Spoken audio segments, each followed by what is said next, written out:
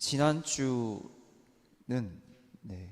8절부터 9절을 좀 깊이 좀 살펴보았습니다.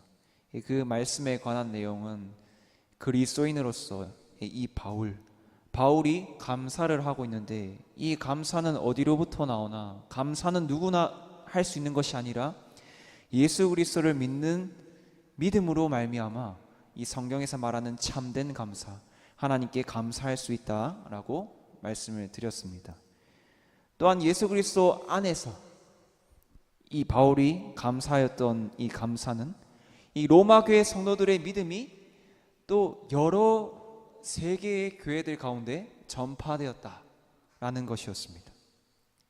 그리고 그 안에서 이 바울이 열심히 복음을 전하고, 이 복음을 전하는 것을 또한 하나님이 알아주시고, 그러니까 하나님이 바울이 얼마나 이 충성스럽게 또한 주님의 부르심에 따라 예수 그리스도의 복음을 증거하고 그렇게 진실되게 성실함으로 하나님을 섬기며, 또한 그 하나님께서 또 이 로마 교회를 바울이 얼마나 사랑하시는지 보증인이 되어주신다. 하나님이 그렇게 보증이 되어주셔서 이 바울이 로마 교회 성도들을 사랑한다라는 것을 증거해 주실 것이다. 이러한 편지의 내용들 8절과 9절에 대해서 계속해서 이제 살펴보았습니다. 그렇게 이제 10절을 오늘 이제 이어서 보게 될 텐데,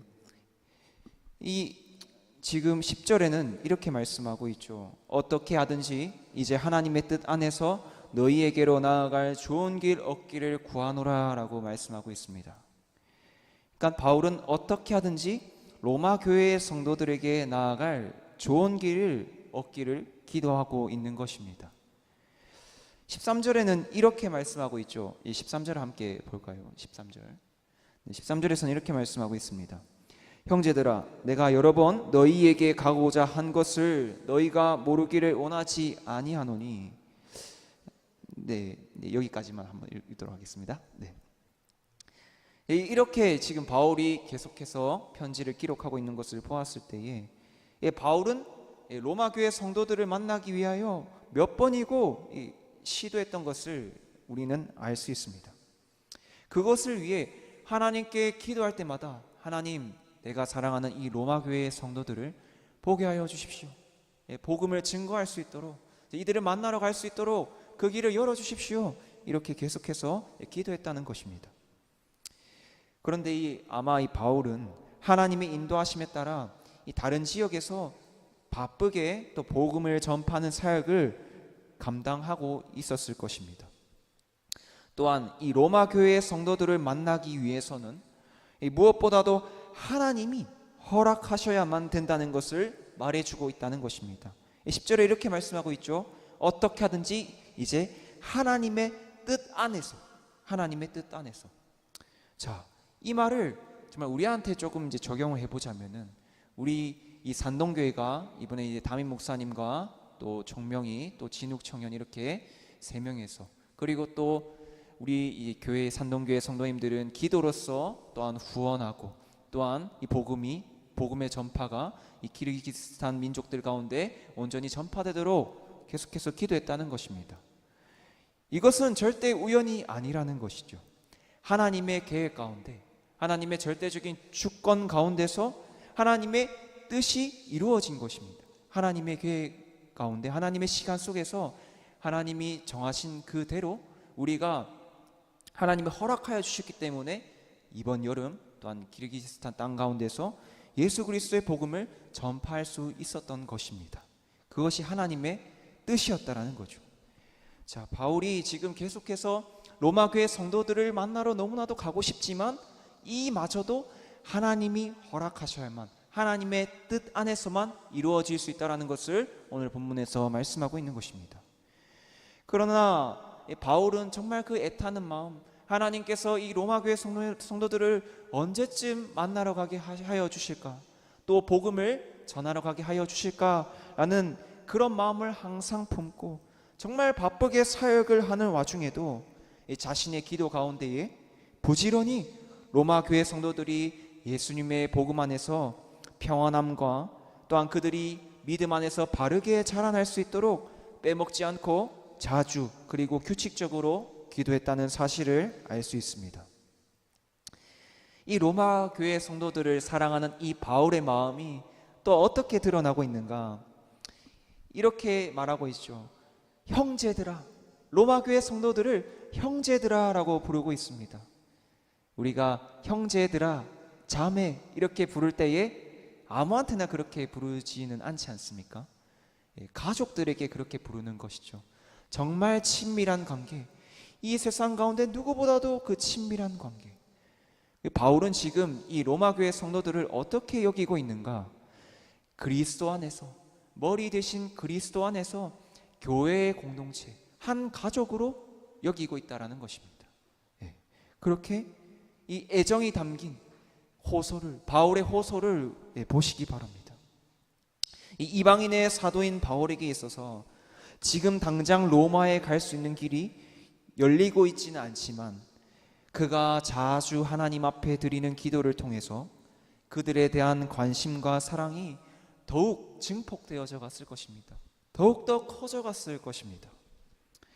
바울은 지금 당장 로마 교회의 성도들을 만날 수 없었지만 이 만날 날을 하나님의 뜻 안에서 하나님이 허락하신 그 시기에 그 만날 날을 기대하고 고대하며 로마 교회의 성도들이 믿음으로 굳건하게 설 수 있도록 하나님께 계속해서 기도하며 그들을 사랑하는 마음이 계속해서 자라갔습니다. 우리의 관심과 사랑은 어디에 있습니까? 우리는 주님의 몸된 교회를, 또한 우리 옆에 있는 지체들, 동역자를 사랑하고 관심을 가지고 있는지 돌아보기를 바랍니다. 자기 중심적인 사고에 갇히어서 주님의 몸된 교회를, 동역자들을 돌아보지 못하고 있는 것은 아닌가 말입니다. 하나님께서는 기도를 통하여서 정말 이 교회의 지체들, 이 동역자들을 사랑하는 방법 중에 이 가장 큰 무기 중에 하나인 것에 있어서 기도라고 또 지난주에 또 말씀드렸습니다. 하나님께서는 이 기도를 통하여서 교회를 사랑하는 마음과 동역자들을 사랑하는 마음이 우리 가운데 더욱더 불타오르게 하실 것입니다. 하나님께서는 우리를 기도의 자리에 초청하시고 또한 사모하게 하시고 또한 기도가 교회와 동역자들을 섬기는 가장 큰 무기라는 것을 오늘 본문을 통해서 계속해서 알려주시는 것이죠. 기도로서 주님의 몸된 교회와 우리의 지체들을 더욱 사랑하는 산동교회 성도님들이 되시기를 간절히 소망합니다. 11절을 함께 보도록 하겠습니다. 11절입니다. 11절, 내가 너희 보기를 간절히 원하는 것은 신령한 은사를 너희에게 나누어 주어 너희를 견고하게 하려 함이니. 아멘. 바울이 로마 교회를 가기 위한 목적이 더욱더 구체적으로 드러나고 있습니다. 바울이 왜 로마 교회에 이토록 가기를 바라고 원하는 것일까요? 여기 우리가 오늘 11절 말씀에 보니 어떤 신령한 은사를 나누어 주기 위함이다 라고 말씀하고 있습니다. 어떤 신령한 은사란 무엇일까요? 어떤 신령한 은사란, 이 어떤 신령한 은사란 하나님의 말씀으로 가르침을 받다, 복음의 은혜를 경험하다, 복음의 은혜를 받다, 이러한 의미 정도로 해석할 수 있습니다. 그러니까 이 하나님의 말씀을 가르침 받고 이 복음의 능력을 경험함으로써 결국에는 뒤에 보니까 너희를 견고하게 하려 함이니라고 되어 있는데, 이 하나님의 말씀을 가르침 받고 복음의 은혜를 경험함으로써, 그 능력을 경험함으로써 성도들이 영적으로 성숙해져감, 성도의 신앙의 진보를 말하고 있는 것입니다. 그렇게 성도가 영적으로 자라게 됨으로써 열매가, 성령의 열매, 영적인 열매가 이제 맺혀가게 되는 것이지요. 이 신앙의 진보란 쉽게 말하면은 예수님 안에서 영적으로 자라간다는 것입니다.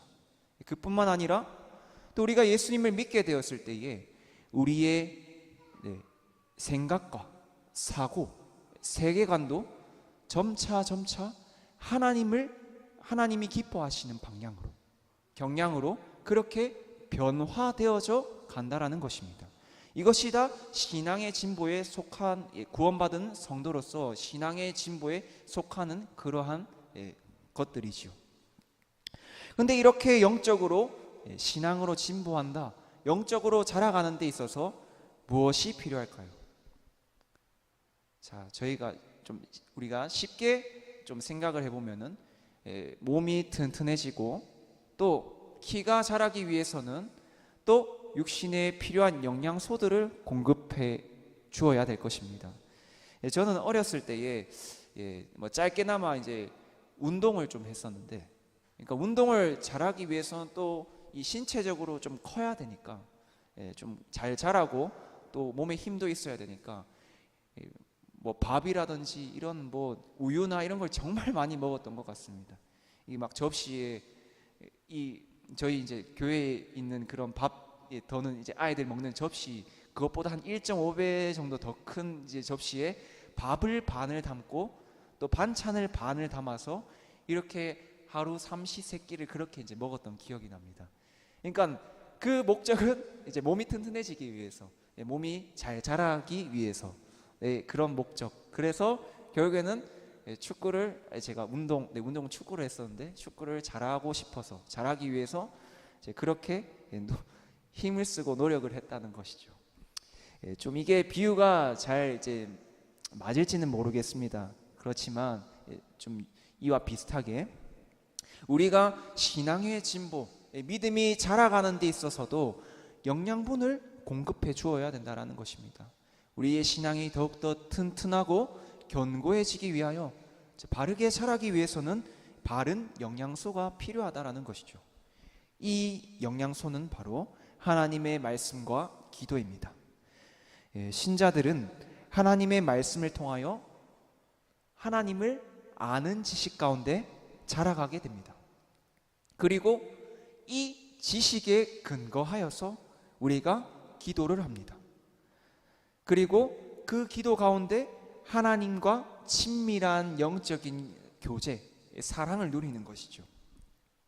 그로부터 오는 영적인 여러 가지 유익들을 누리게 되는 것입니다. 여기서 한번 저희가 돌아볼 필요가 있습니다. 저와 여기 계시는 성도님들께서는 우리 가운데 영적인 진보, 그러니까 신앙의 자라감이 있는가 한번 돌아보기를 소망합니다. 예수님을 믿는 믿음으로 구원을 받는 신자들은 더디더라도 진보를 이루고 자라게 되어 있습니다. 우리의 자라감의 목표점, 기준은 어디여야 할까요? 성경은 이렇게 말하고 있습니다. 우리 산동교회 올해 주제 말씀이기도 한데, 에베소서 4장 15절 말씀입니다. 오직 사랑 안에서 참된 것을 하여 범사에 그에게까지 자랄지라. 그는 머리니 곧 그리스도라. 아멘. 어디까지 자라라고 말씀하고 있죠? 어디까지? 교회의 머리 대신 그리스도, 하나님의 형상, 그 자체이신 그리스도를 닮아 우리가 그에게까지 자라가라고 말씀하고 있는 것입니다. 예수님을 믿는 신자인 우리는 참 불완전하고 연약합니다. 그렇기 때문에 우리가 하나님께 이렇게 기도해야 되죠. 하나님, 우리의 영이, 우리의 육신이 너무나도 연약합니다. 너무나도 연약하기 때문에 무너지고 넘어지기가 너무나도 쉬운 존재입니다. 하나님, 우리에게 이 땅을 살아갈 수 있는, 믿음으로써 이겨낼 수 있는 영적인 힘과 또 육신의 강건함, 힘을 주시옵소서. 또 이렇게 기도해야겠죠. 우리 신자들, 예수님을 믿는 신자들이지만 이 땅 가운데서는 우리는 저마다 연약함을 가지고 살아가고 있습니다. 그럼에도 불구하고 우리는, 신자들은 성령 하나님의 지도하심, 그러니까 가르쳐 주심, 지도하심과 그리고 이 손을 꽉 붙잡고 인도하심에 따라 예수님의 형상을 닮아가고, 여기 말씀, 우리가 방금 읽었던 말씀처럼 예수님에게까지 자라가야 한다는 것입니다. 여기서 참된 것을 한다라는 것, 참된 것을 한다라는 것은 어떤 수단입니다. 이 참된 것을 함으로써 그리스도에게까지 자란다는 것입니다. 이 참된 것이란 결국 복음의 선포, 우리 다윗 목사님께서도 또 여기 강단에 서셔서 또 바른 복음, 하나님의 말씀을 선포해 주시죠.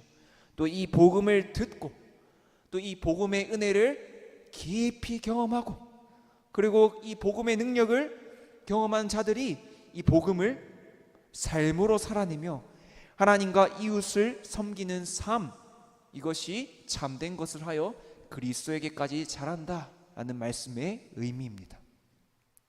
영적인 진보가 있는 삶, 영적으로 자라가는 삶은 자신이 정말 예수님을 믿음으로 한량없는 은혜를 하나님께 받았고, 이 값없는 은혜를 또한 거저 나눠줄 수 있는 삶이 영적인 진보가 있는 삶입니다. 그것이 신자요 성도로서의 삶인 것이죠.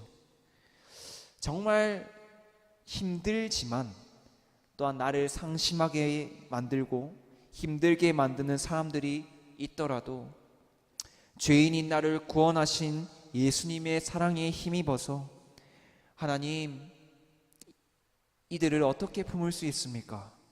어떻게 지혜롭게 또한 화평으로 섬길 수 있을지 우리는 기도해야 되는 것이죠. 이렇게 삶으로 살아가기 위해 부단히 힘쓰고 하나님 도와주십시오, 하나님 힘을 주십시오, 능력을 주십시오, 이렇게 도움을 구하는 삶이 영적인 진보가 있는 삶입니다. 이와 같은 덕목을 우리는 긍휼이라고도 부르고 자비라고도 부릅니다.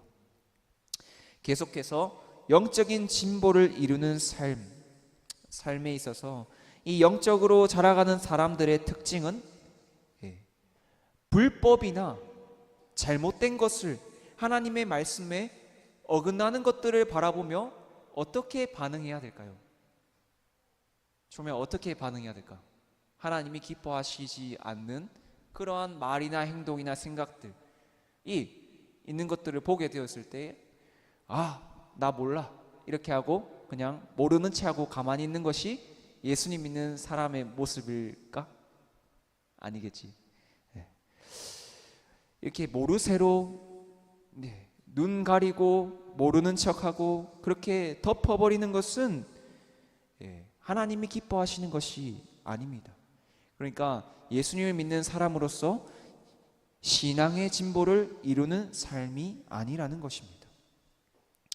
우리가 이 옆에 있는 동역자들, 지체들, 또한 아직까지 예수님을 믿지 않고 있지만 그들이 정말 예수님을 믿을 수 있도록, 또한 올바른 길을 걸어갈 수 있도록 교정해주고 돌이킬 수 있도록 하나님의 말씀으로 책망하고 훈계하고 권면할 수 있는 삶이 또한 영적인 진보를 이루는 삶입니다. 성령 하나님께서는 구원받은 신자들에게 거룩함의 열매, 다른 말로 하면 이게 성화의 열매, 영적으로 자라감의 열매를 맺게 하십니다.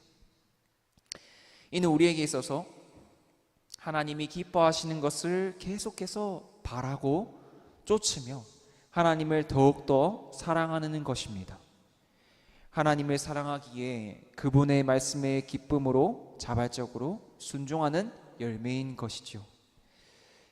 참 제가 성도님들 앞에서 참 이런 말씀을 드리기가 참 부끄럽긴 하지만 예를 들자면 이런 것입니다. 실질적으로 이 삶에 있어서 홀로 계신 이들의 이 말동무, 말벗이 되어 드린다든지, 또 거동이 불편하시거나 혼자서 식사가 어려우신 분들을 실제적인 필요로 섬기거나, 또 희생해야 할 부분이 있으면 자발적으로 희생하는 이런 것들이 우리가 실질적으로 주를 위해 섬길 수 있는 섬김이 될 것입니다.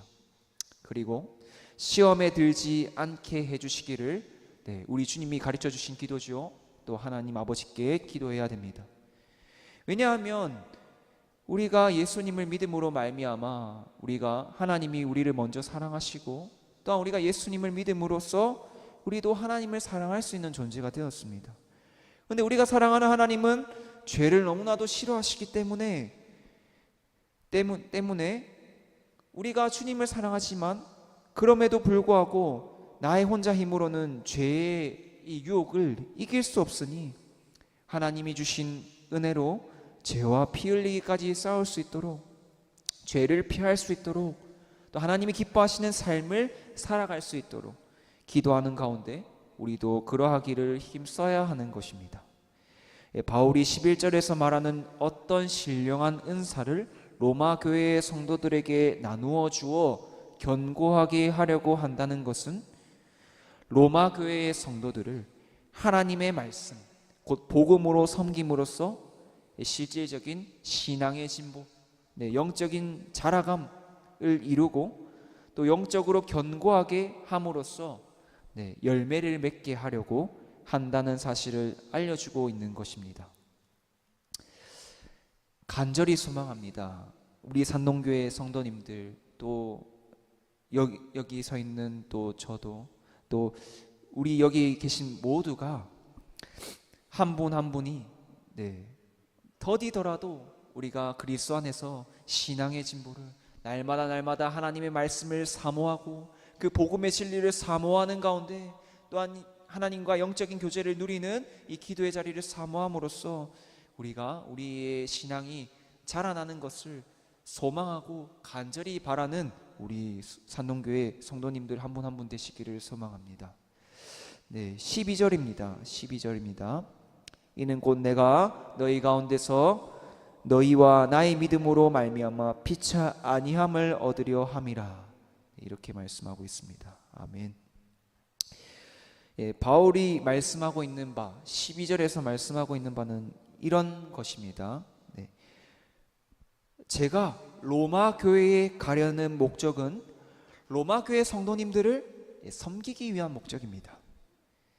그러나 나는 이 로마 교회 성도님들 여러분들을 가르치는 사람으로서만이 아니라 우리 주 하나님께서 로마 교회 성도 여러분들에게 이미 예수님을 믿게 하시고 그 믿음으로 말미암아 하나님이 기뻐하시는 삶을 살고 있는 여러분들의 모습을 보면서 제가 배우기도 하고 위로와 격려를 받기도 하고, 그로써 하나님 나라를 더욱 사모하고 그리고 하나님을 더욱더 사랑하는 그러한 마음을 키우기를 원합니다.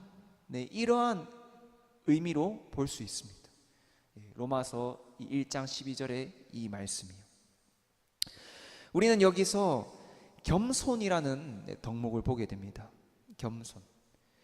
바울은 매우 탁월했던 사람이었습니다. 하나님 앞에서 크게 쓰임받는 사도였고 하나님이 계시하시는 진리를 직접 받아서 기록한 사람이었습니다. 그렇더라도 결코 바울 자신은 영적으로 다른 로마 교회의 성도들보다 내가 뛰어나지 않다, 내가 잘난 것 하나 없다, 이렇게 생각한 것이죠.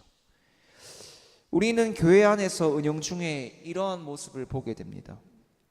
나는 TV에도 출연하고 예배도 잘 드리고 있고 사회에서 또 한자리 차지하고 많은 영향력도 행사하고 큰 교회 소속의 일원이기 때문에 나의 믿음은 엄청나게 특별하고 큰 믿음이야. 근데 반면 다른 이들의 신앙은 나보다 열등해, 나보다 아래야. 이러한 경우가 있다라는 것입니다. 이는 영적인 우월감이라는 것이죠. 이 말은 다른 말로 하면 교만이라는 겁니다. 교만은 성경에서 무엇이라고 말씀하고 있을까요? 교만은 패망의 선봉이라고 합니다. 교만은 곧 하나님이 기뻐하시지 않는 죄라는 것입니다. 자신이 생각했을 때 자신보다 젊거나 좀 보기 미숙해 보이고 어리숙한 사람들, 신자들에게는 배울 게 없다고 생각하는 것입니다. 이와 반대로 안타깝게도 신앙의 연수가 적거나 미숙한 신자들은 자신들이 막 영적인 거장, 이 지도자들이라 불리는 이들에게 아무것도 줄 것이 없다고 생각하는 것입니다. 그러나 이러한 생각은 성경적이지도 않으며 주님의 몸된 교회로 하여금 영적인 유익을 누릴 수 없게 만드는 교만이라는 죄입니다. 종교개혁자요 성경에 탁월하였던 믿음의 선배였던 칼빈은 이 구절을 이렇게 설명하였는데 한번 잘 들어보시기 바랍니다. 바울의 경건한 마음은 지극히 겸손하였기 때문에 신앙이 어린 자들을 통해서도 기꺼이 힘을 얻고자 하였다는 것을 주목하라. 그리스도의 교회에는 은사가 없어서 다른 성도들의 신앙의 진보에 기여할 수 없는 사람은 단 한 사람도 없고, 단지 시기심과 교만함으로 인해서 서로의 은사를 통해 서로가 진보를 이루는 것이 방해받는 것일 뿐이기 때문이다. 우리는 마음이 높아지고 헛된 허영심에 취해서 자기가 가지고 있는 것으로 충분하다고 생각하고서 다른 사람들을 무시하고 멸시한다, 이렇게 말합니다. 우리의 주님께서는 믿음이 강한 자들, 믿음이 연약한 자들 모두를 예수님 안에서 교회로 부르시고 또한 하나로 결속시키셨습니다. 언약으로 맺으신 것이죠. 머리 대신 그리스도의 한 몸 된 지체로 부르셨다는 것을 꼭 기억하시기를 바랍니다. 사탄은 우리를 영적인 자라감에서 우리의 눈이 멀어지게 하기 위하여 끊임없이 비교하게 하며 낙담하게 하고, 때로는 우월감에 사로잡혀 교만함으로써 이 공동체를 멸시하는 방식으로 신자들을 미혹하고 유혹한다는 것입니다. 그러나 우리가 진정으로 예수님을 믿는 믿음으로 구원받는 신자라고 한다면 우리의 주께서 가르쳐 주신 말씀을 잘 새겨들어야 할 것입니다. 바울은 교회를 그리스도의 한 몸 된 지체라고 표현하며 고린도전서에서 이렇게 기록하였습니다. 괜찮으시다면 고린도전서 12장 20절에서 27절까지를 한번 찾아서 같이 읽어보도록 하겠습니다. 고린도전서 12장 20절에서 27절까지 말씀입니다.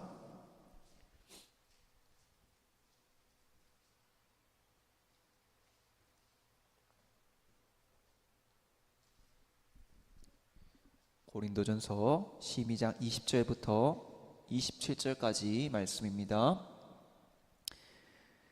다 찾으신 줄로 알고 함께 읽도록 하겠습니다.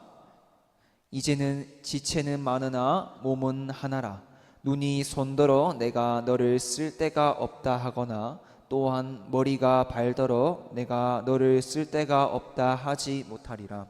그뿐 아니라 더 약하게 보이는 몸의 지체가 도리어 요긴하고 우리가 몸에 덜 귀히 여기는 그것들을 더욱 귀한 것들로 입혀주며 우리의 아름답지 못한 지체는 더욱 아름다운 것을 얻느니라.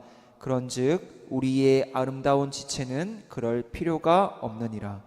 오직 하나님이 몸을 고르게 하여 부족한 지체에게 귀중함을 더하사 몸 가운데서 분쟁이 없고 오직 여러 지체가 서로 같이 돌보게 하셨느니라. 만일 한 지체가 고통을 받으면 모든 지체가 함께 고통을 받고 한 지체가 영광을 얻으면 모든 지체가 함께 즐거워하느니라. 아멘. 27절까지죠. 27절. 너희는 그리스도의 몸이요 지체의 각 부분이라. 아멘. 우리 주님의 예수님의 몸된 교회에 있어서 연약한 자에게 더 귀중함을 더하시고 아름다움을 입히신다고 말씀하십니다. 빌립보서 2장 3절에서는 아무 일에든지 다툼이나 허영으로 하지 말고 오직 겸손한 마음으로 각각 자기보다 남을 낮게 여기고 라고 말씀합니다. 하나님께서는 어린아이에게도 배우게 하시는 우리 하나님이십니다. 영적인 교만과 우월감 또는 열등감은 교회로 하여금 영적인 유익을 얻지 못하게 합니다. 우리의 주님께서는 교회 공동체 안에서 연약한 자들을 통해서도 영적인 진리를 깨닫게 하시며 배우게도 하시는 것입니다. 그들이 순수한 마음으로 하나님을 예배하고 섬기는 모습을 통하여서 그러한 모습들 가운데 우리로 하여금 또한 배우게 하시는 것이죠. 겉으로 보기에 나보다 열등해 보이는 사람들을 우리 주님께서는 그렇게 여기시지 않습니다. 혹여나 우리 마음 가운데 나는 그래도 저 사람보다는 좀 낫지, 이러한 우월감과 교만함이 자리 잡고 있다면은, 또아리를 틀고 있다면은 그것은 우리의 영을 갉아먹고 비패하게 만들 것입니다. 우리를 점차 믿음으로부터 멀어지게 만들 것입니다. 그러한 마음들이 자리 잡고 싹트지 못하도록 우리는 말씀에 비추어서 우리를 돌아보며, 또 우리 마음 가운데 그러한 마음들이 자라나고 있다면, 교만한 마음들이 싹트고 있다면 회개해야 합니다. 그리고 주께서 긍휼을 베푸시기를 간구하며 주님 우리에게 은혜를 베풀어 주시옵소서 구해야 되는 것이지요.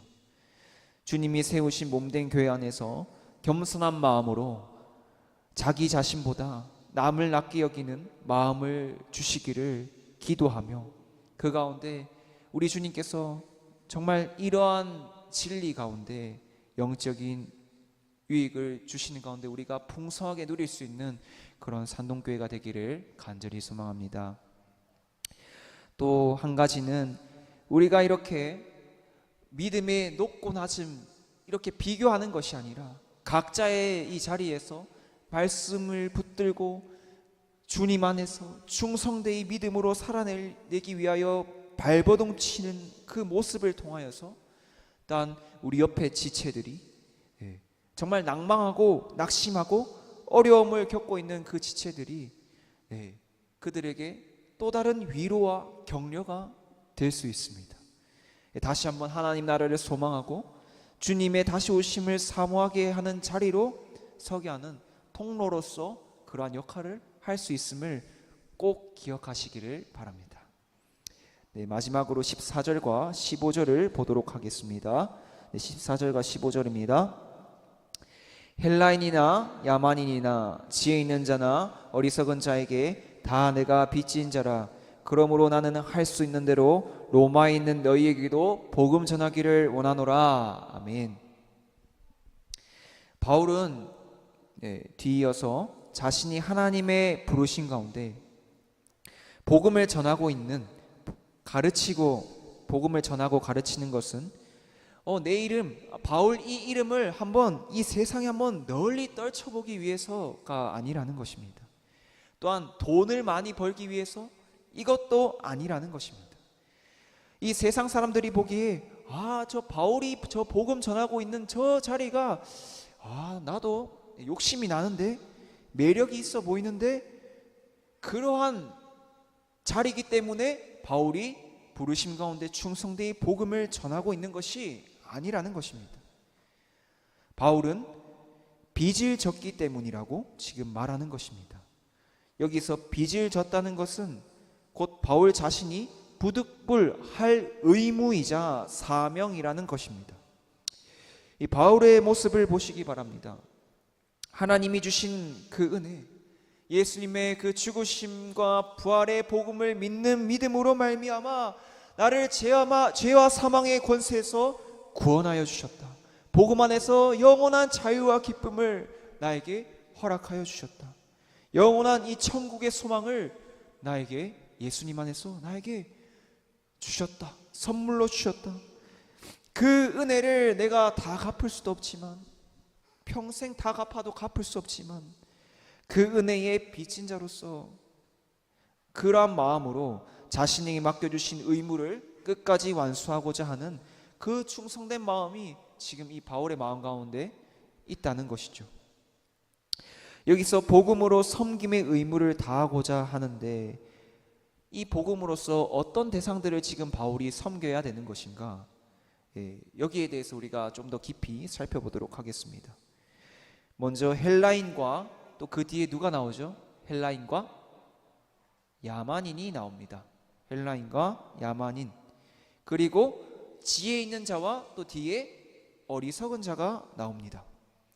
여기서 헬라인이란 지혜로운 자와 같은 의미를 가지고 있습니다. 그리고 야만인은 그러면 어리석은 자와 같은 의미를 가지고 있는 것입니다.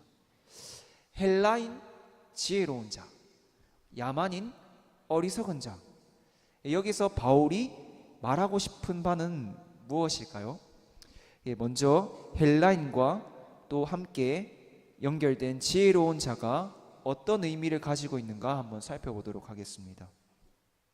여기서 말하는 헬라인은, 그러니까 다양한 지역의 출신들 가운데 헬라식으로 교육을 받고 헬라 문화에 익숙한 사람들을 헬라인으로 지금 말하고 있습니다. 이들은 그러니까 매우 세련된 사람들이라고 자신들은 그렇게 여기고 있었던 것이죠. 그러니까 흔히 다른 사람들보다 나는 수준이 너무 높아, 나는 우월해, 이러한 사람들이 지금 헬라인으로서 지금 이렇게 바울이 표현하고 있는 것입니다. 이들이 쓰는 언어는 헬라어죠. 헬라어를 신들의 언어로 생각했었습니다. 그리고 헬라 사람들이 가지고 있는 그런 사상들은 신들이 주는 그런 사상과 다름이 없다라고 생각했었습니다. 반면에 야만인이란 흔히 헬라 사람들이 아닌 사람들, 그러니까 헬라의 그 우월한 교육과 문화를 접하지 못한 사람들을 가리켰습니다. 이 야만인이란 단어는 바르, 그러니까 바르라는 소리를 되풀이한다는 데서 유래한 것입니다.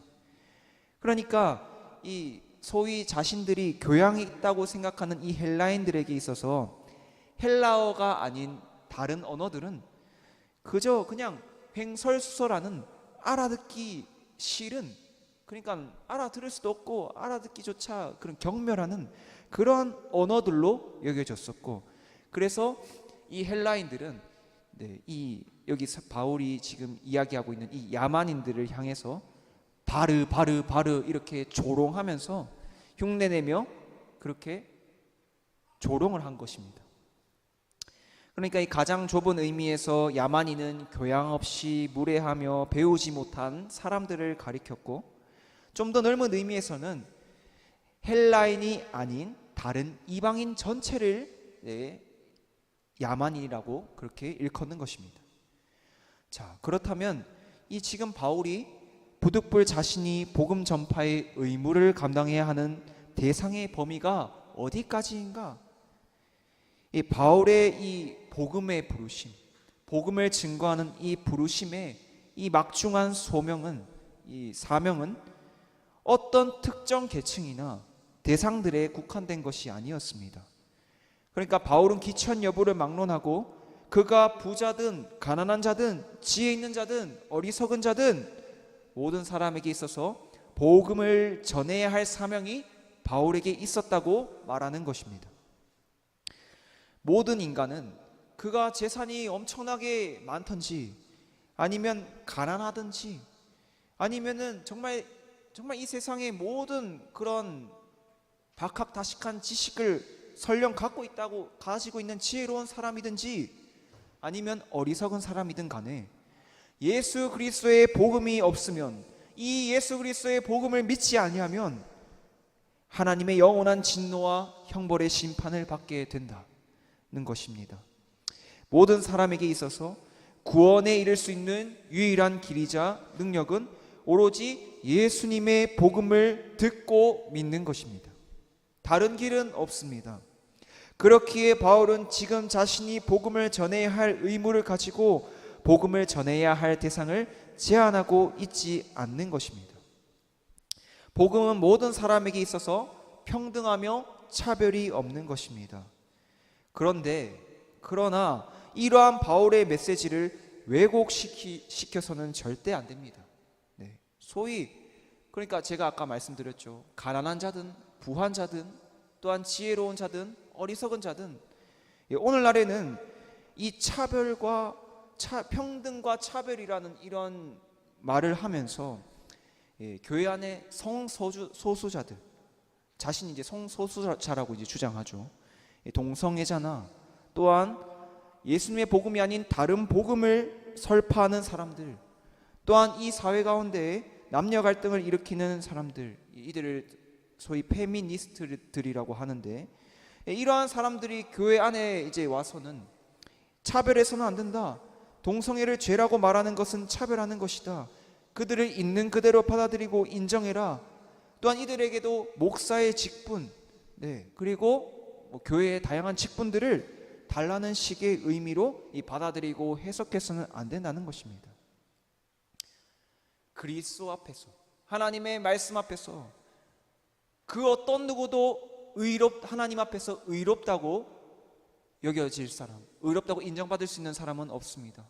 오직 그리스도 안에서만, 그리스도를 믿는 믿음 안에서만 하나님 앞에 의롭다고 칭함받을 수 있습니다. 여겨질 수 있다라는 것이죠. 그러니까 이들도 마찬가지로 당신은 하나님의 말씀을 떠나서 하나님 바깥에 있는 하나님의 영원한 진노와 심판 아래 놓여 있는 하나님과 원수된 관계에 있는 죄인입니다. 이들도 이러한 복음을 들어야 되죠.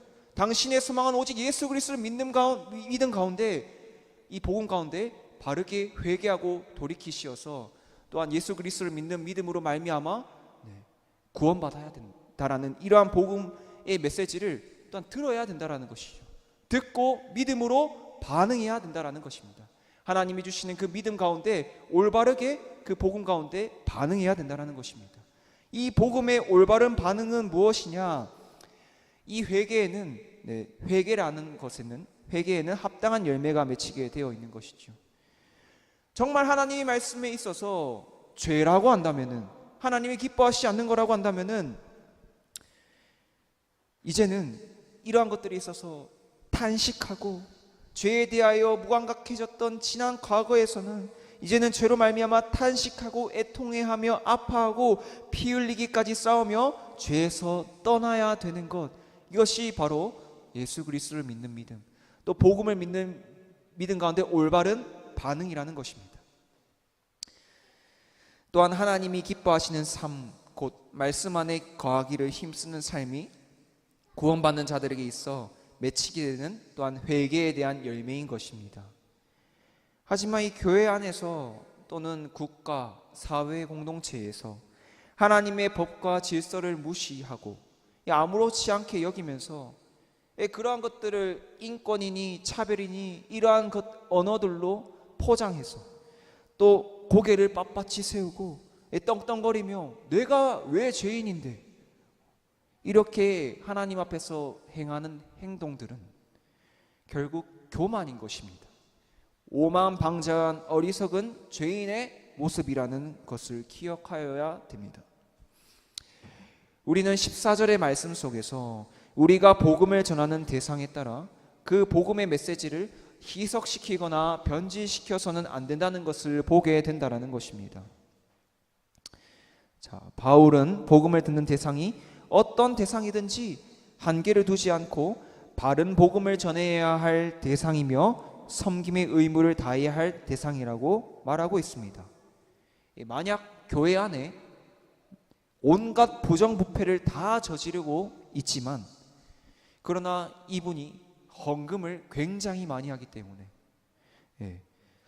이 목회자로서 당신 그렇게 죄를 짓는, 이렇게 그거 죄입니다. 당신이 지금 하고 있는 것은 하나님 앞에서 범죄입니다.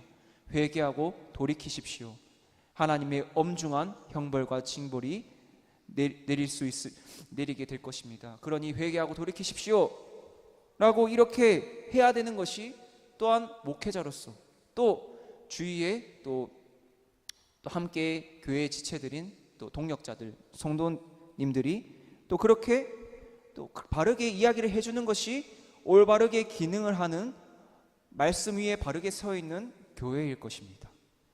그런데 그러지 않고 이 사람이 정말 뭐 헌금을 많이 하고 또 이 사람이 뭔가 뭐 세상적으로 엄청난 힘을 가지고 있어서 정말 이 사람이 짓는 죄를 죄라고 이야기하지 않고 아부하고 좋은 말만 해준다면 이것이야말로 복음을 변질시키는 것이자 복음의 증인으로서의 의무를 감당하지 않는, 올바른 교회로서의 그런 사명을 감당하지 않는 직무유기인 것입니다. 교회는 때를 얻든지 못 얻든지 기천 여부를 막론하고 맡겨주신 모든 이들에게 바른 복음을 전해야 할 부르심을 받았습니다. 바른 복음의 증거와 이 성령 하나님의 사역은, 역사는, 일하심은 함께합니다. 그러니까 성령 하나님께서는 이 바른 복음의 선포를 통하여 죄인들 가운데 회개의 열매가 맺히게 하십니다. 구원의 복락과 은혜를 누릴 수 있도록 좀 어려운 말이긴 하지만 적용해 주시는 것입니다. 이렇게 대상을 막론하고 한계를 두지 않고 우리가 예수님의 바른 복음을, 하나님의 말씀을 정말 가감없이 있는 그대로 전하게 된다면은 어떻게 될까요? 죄송하지만 분리와 분열이 일어날 수밖에 없습니다. 무조건 분리와 분열이 나쁘다고 생각해서는 안 됩니다. 우리의 주님이신 예수님께서는 이 땅의 교회 안에 양과 염소, 알곡과 가라지가 있으며 예수님의 재림시에 분명하게 드러나게, 이러한 것들이 예수님의 재림시에, 예수님의 이 재림시는 하나님의 공의로우신, 정의로우신 심판이 행해지는 날이기도 한 것이죠. 이때에 분명하게 모든 것이 낱낱이 드러나게 될 것이라고 말씀하고 있습니다. 예수님께서 이렇게 말씀하시지 않습니까? 또한 자신은 화평을 주러 온 것이 아니라 검을 주러 온 것이라고 말입니다. 하지만 정말 이 말씀을 마치기에 앞서서 우리의 마음의 중심 가운데 바른 복음으로 영혼을 섬기는 것에 있어서 이들을 긍휼히 여기는 마음과 하나님 아버지의 이 마음과 사랑이 반드시 필요하겠습니다. 그러한 마음 가운데 우리 산동교회가 이 대상에 제한을 두지 않고 정말 이 한 영혼을 향한 이 사랑과 긍휼함, 우리 주님의 마음을 본받아 이 예수님의 바른 복음을 전파하며 정말 이들이 괴로워하고 고통스러워하지만 그럼에도 불구하고 정말 이 수술대 앞에 선 의사의 심정으로 이 정말 이 영적으로 정말 이 죄악이라는 이것을 도려내지 않으면 안 되기 때문에 정말 마음이 아프고 정말 복음을 전했을 때에 또 괴롭고 또한 때에 따라서 고난을 받고 그것으로 말미암아 고통스러울지 모르지만 그럼에도 불구하고 정말 이 한 영혼을 사랑하는 마음으로 이 복음을, 바른 복음을 증거하고 이 복음으로 삶을 살아내는 가운데 이 땅 가운데 빛과 소금된 역할을 감당하는 주님이 기뻐하시는 우리 이 산동교회가 되기를 소망합니다.